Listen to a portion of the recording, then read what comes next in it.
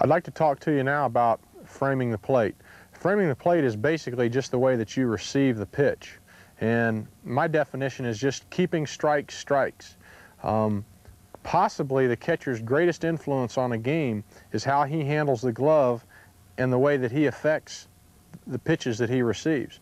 Over the course of a game, catcher may catch 100 pitches, and if 25 of those pitches are marginal pitches that he can affect by the way he receives the ball, that's quite an influence on the game.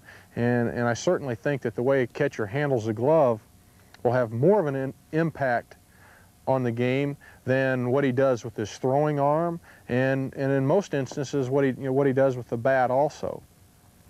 The idea with framing the plate is to help your pitcher. You'd also like to help the umpire. I'm convinced that most umpires would like to call strikes and have the game move along quickly.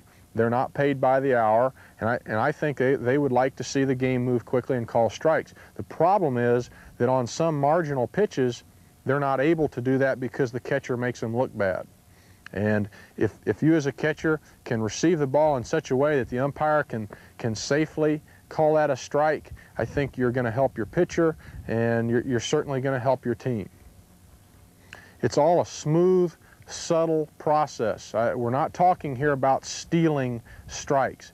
I don't want anyone to reach 6 inches inside and yank the ball back in over the plate, or 6 inches low and pull it back up. We're talking about marginal pitches that are right around the plate, and you're very smooth, very quiet, very subtle with your movements. Another point that's pretty important is that you want to try to catch the ball close to the plate.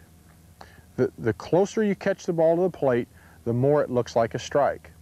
And that's just somewhat of an optical thing for the umpire that's looking right over your shoulder, but it just doesn't give the ball as much of a chance to run away from the plate or out of the strike zone if you can reach out and catch the ball pretty closely to the plate.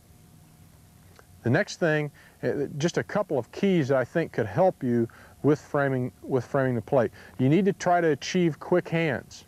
And by quick hands, I primarily mean you need to beat the ball to the spot. And I say that over and over and over to our guys.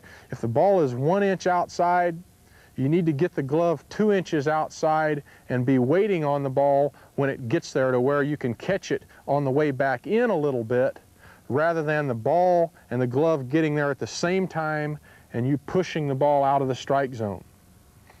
You also want to control the ball once you catch it. When it hits the glove, you should control the ball. You catch it very firmly, but also softly.